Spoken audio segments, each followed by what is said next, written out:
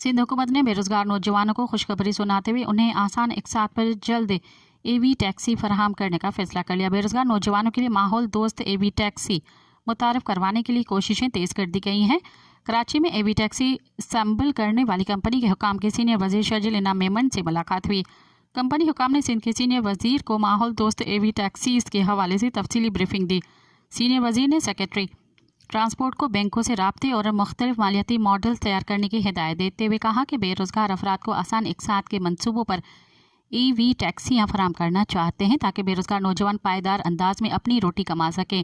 शर्जिल मेमन का कहना था कि माहौल दोस्त ईवी टैक्सियाँ हुकूमत सिंध की सरसब सिंध के अज़म के मुताबिक हैं। ईवी टैक्सियाँ मुतारफ़ करवाने से हमारे नौजवानों के लिए रोज़गार के मौक़े पैदा होंगे।